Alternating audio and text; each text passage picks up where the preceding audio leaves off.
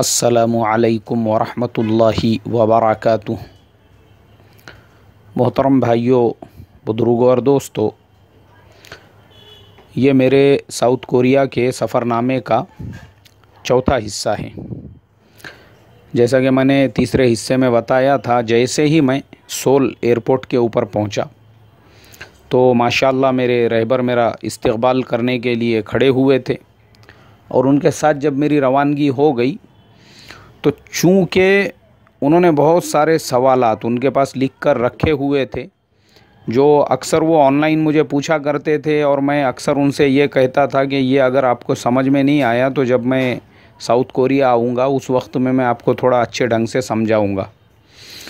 अब देखो, उस इंसान के अंदर की तड़प देखो, उसकी लगन देखो।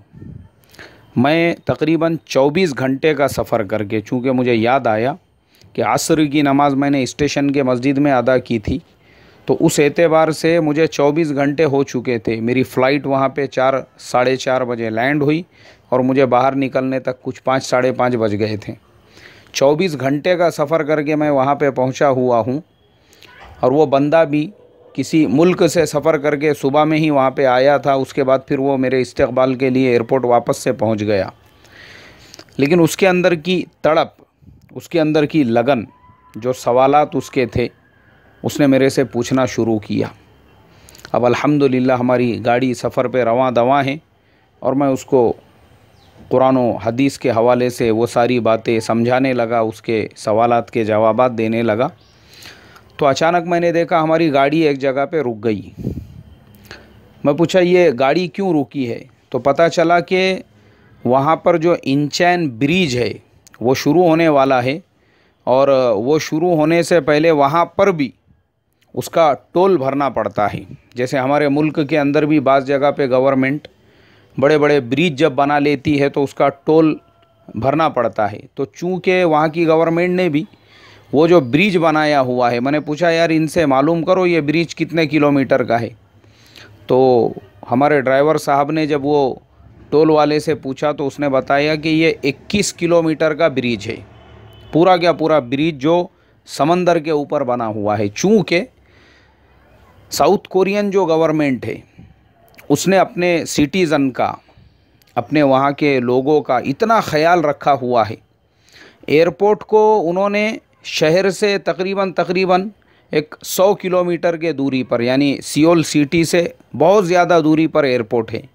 लेकिन एयरपोर्ट भी कहाँ पर है? समंदर के अंदर एक आइलैंड पर, और उस आइलैंड के ऊपर जो एयरपोर्ट है, फिर वो आइलैंड जब मेन लैंड से कनेक्ट होता है तो दोनों के बीच में 21 किलोमीटर का वो ब्रिज बना हुआ है। मैंने जब तहकीकात की कि भाई इतने दूर एयरपोर्ट बनाने का मकसद क्या है, बोले सादी और सिंपल बात है, ये एक बिज़नेस हब है। ऐसा मुल्क है, दुनिया हर मिनट हर घंटे यहाँ पे पहुँच रही है। इतना बड़ा एयरपोर्ट भी है, वो कई टर्मिनल्स है उसके ऊपर। हर मिनट में कोई फ़्लाइट वहाँ पे लैंड हो रही है तो कोई फ़्लाइट वहाँ से टेक ऑफ ले रही है। बोले यहाँ पर जब 24 घंटे ये सिलसिला चल रहा है तो एयरपोर्ट के दूर होने की वजह से शहर वालों को इससे कोई तकलीफ़ नहीं है। यहाँ पे किस वक्त में कौन सी फ़्लाइट लैंड होती है, कौन सी टेक ऑफ लेती है, शहर को पता भी नहीं है। ये समंदर के अंदर एक जज़ीरा है, वो फ़्लाइट समंदर से आती है, यहाँ पे लैंड होती है और सीधा समंदर में ही चली जाती है ऊपर। तो ज़मीन वालों को या मेन लैंड वाले जो है उनको पता भी नहीं चलता है इसके ताल्लुक़ से। मैं सोचने लगा, ए अल्लाह, वाकई में भी ये मुल्क जो खुशहाल होते हैं वो हुक्मरानों के और जो वहाँ की गवर्नमेंटें होती है वो अपने लोकल सिटीज़न का जो ख्याल रखती है उसकी वजह से। हमारे मुल्क में भी एयरपोर्ट बने हुए हैं, लेकिन सुन के आपको हैरत होगी, अक्सर एयरपोर्ट्स हमारे वो है जो बिल्कुल शहर के बीचों बीच में बने हुए हैं। मुंबई एयरपोर्ट तो ऐसी जगह पर है, जब फ़्लाइट यहाँ पर लैंड होती है ऐसा लगता है कि अब पता नहीं झोपड़पट्टी में अपना जहाज़ घुस जाता क्या मालूम।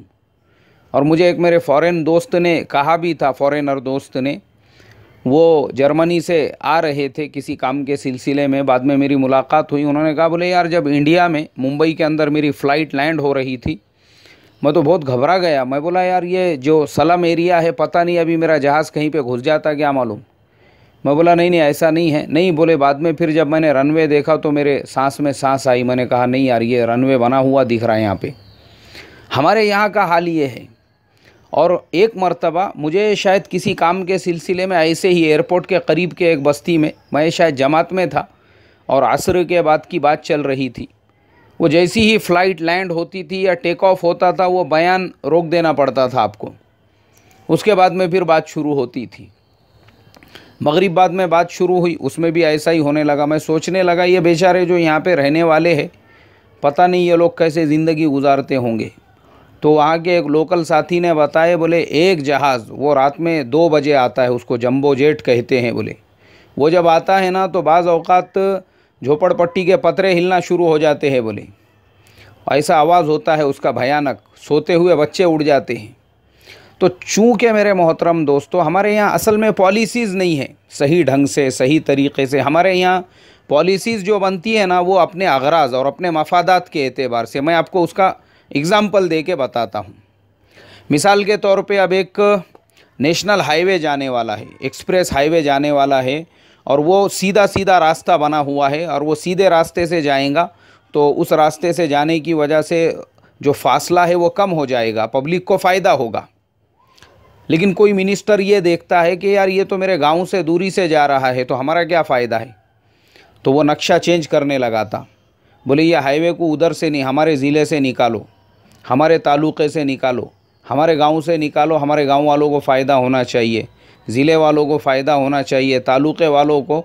अगर उनकी ज़मीनें हाईवे के अंदर जाएगी तो उनको ज़्यादा से ज़्यादा पैसा मिलेगा, ज़्यादा से ज़्यादा उनका फ़ायदा होगा। तो हमारे देश में क्या होता है, प्रॉब्लम इसीलिए होते हैं।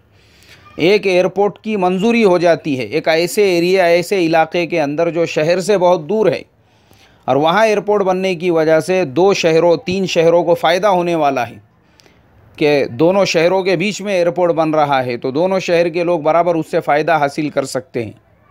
फिर मिनिस्टर साहब देखते हैं, बोले यार जब एयरपोर्ट वहाँ बनेगा तो अपने बिरादरी के लोगों को तो कुछ फ़ायदा है नहीं उससे, अपने गाँव के लोगों को तो कुछ फ़ायदा है नहीं उससे, अपने पार्टी के लोगों को तो कुछ फ़ायदा है नहीं उससे। फिर वो अपने पावर का फ़ायदा, गलत फ़ायदा उठाकर वो एयरपोर्ट की बस्ती बदल देते हैं, उसका इलाका बदल देते हैं, उसकी ज़मीनें बदल देते हैं।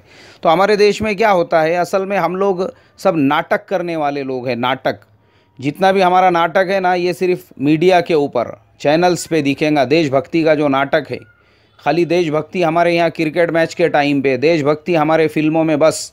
उसके अलावा तो सब लूटने में लगे हुए हैं। अगर ये सच्चे देशभक्त होते थे तो ये देश का फ़ायदा देखकर बराबर से हाईवे बनाते थे कि जिसमें पब्लिक का फ़ायदा कायम है। एयरपोर्ट ये अपने खेतों का, अपने ज़मीन का, अपने गांव का, अपने ज़िले का नहीं, देश का फ़ायदा देख के कि एयरपोर्ट बनने से किन किन शहरों को फ़ायदा होगा, वहाँ पे एयरपोर्ट बनाते थे। मगर वैसा नहीं।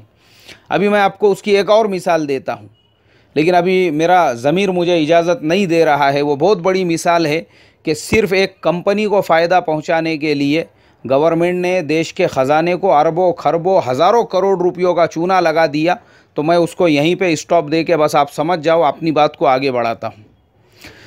वहाँ की गवर्नमेंट ने भाई हमारे देश की जनता को सुकून, आराम, इत्मीनान, इसके लिए उन्होंने एयरपोर्ट को एक अलग आइलैंड के अंदर बना दिया। और वो जो आइलैंड है उसको मेनलैंड से जोड़ने के लिए उन्होंने 21 किलोमीटर का, वो समंदर के अंदर है, ज़बरदस्त इंजीनियरिंग का कमाल देखने के लिए मिलता है जब गाड़ी उस इंचैन ब्रिज के ऊपर से चलती है। आप गूगल में डाल के देख सकते हैं इंचैन ब्रिज।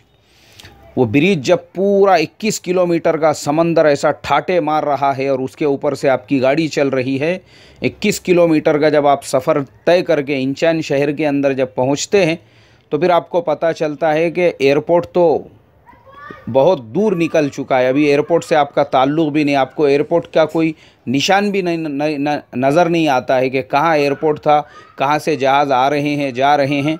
शहर के लोग इत्मीनान और सुकून के साथ अपने काम में मसरूफ़ हैं। फिर अल्हम्दुलिल्लाह हम अपने सफ़र पे चूँकि रवाना हो चुके थे, हमारी गाड़ी चलती रही। अल्लाह के फ़ज़ल व करम से पूरे इत्मीनान के साथ, सुकून के साथ जो है, माइकल मेरे शागिर्द, वो मेरे रहबर भी थे, मेरे साथ में थे। एक बीच के ऊपर समंदर के किनारे आली शान होटल में उन्होंने हमारे लिए एक रूम बुक किया हुआ था। चूँकि मैंने बताया हूँ हम लोग जो 3 दिन के लिए कॉन्फ्रेंस में जाते हैं वो 3 दिन का ख़र्चा वो कॉन्फ्रेंस वाले देते हैं, होटल का भी ख़र्चा देते हैं, खाने का भी ख़र्चा देते हैं। लेकिन मैंने ये तरतीब बनाया था कि भाई मुझे तो जाना चाइना था, लेकिन चाइना कैंसिल करके अब जब मैं यहाँ जा रहा हूँ तो दीन का कुछ फ़ायदा होना चाहिए। तो मैंने हमारे अज़ीज़ शागिर्द से ये कहा था, मैं बोला यार मैं पहले 2 दिन रहूँगा वहाँ पे और कॉन्फ्रेंस के बाद में और 3 दिन रहूँगा, ऐसा मेरा 10 दिन का प्रोग्राम है। तो उन्होंने कहा कोई मसला नहीं है, हम आपके 10 दिन का इंतज़ाम कर देते हैं, आप इत्मीनान और सुकून के साथ में यहाँ पे रह सकते हैं। तो उन्होंने अपने ख़र्चे पर मेरे वहाँ पे रहने का इंतज़ाम किया एक होटल के अंदर। कॉन्फ्रेंस हमारी सोल सिटी में थी, उससे पहले हम लोग 3 दिन के लिए जो रुके वो इंचेन सिटी के अंदर। वो माशाल्लाह समंदर के किनारे बेहतरीन, वहीं पर एक जो है पोर्ट बना हुआ था, बंदरगाह बनी हुई थी, बड़े बड़े जहाज़ वहाँ पर लैंड थे। और अल्हम्दुलिल्लाह हमारा जो रूम था वो ज़मीन से 13वें फ्लोर के ऊपर था, जहाँ से शहर का तकरीबन नज़ारा नज़र आता था। वहाँ पे पहुँचने के बाद सबसे पहला काम, मेरी जो नमाज़ें बाकी थी मैंने अपनी नमाज़ें मुकम्मल की। और नमाज़ें मुकम्मल करने के बाद चूँकि मुस्तकिल 24 घंटे से मैं सफ़र में था और थकावट इतने शिद्दत की हो चुकी थी, इसलिए मैंने कहा भाई अभी बाहर निकलने जैसे जो हमारा प्रोग्राम था कि मुलाकातें वगैरह करना है, मैंने कहा आज तो काबू में आना मुश्किल है, चूँकि तब तक मगरिब का वक्त वहाँ पे हो चुका था। और मगरिब का वक्त होने के अलावा बाहर शिद्दत की बारिश हो रही थी।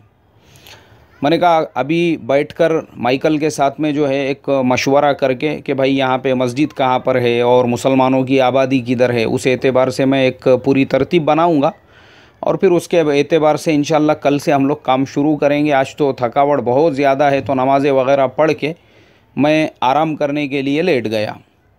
अब जैसा कि मैंने आप लोगों को एक ऑडियो सबक भेजा था, सबक नंबर मेरे ख़्याल से वो था 738वां, जिसके अंदर रात में 3 बजे माइकल से जो मेरी डिस्कस हुई जिहाद के मसले के ऊपर, वो पूरा क्या पूरा ऑडियो इंग्लिश में है। यानी उसकी तड़प देखो, मैं मगरिब पढ़ के सो गया और सोने के बाद में मेरी जो थकावट थी उसकी वजह से रात में 2-2:30 बजे मेरी आंखें खुली।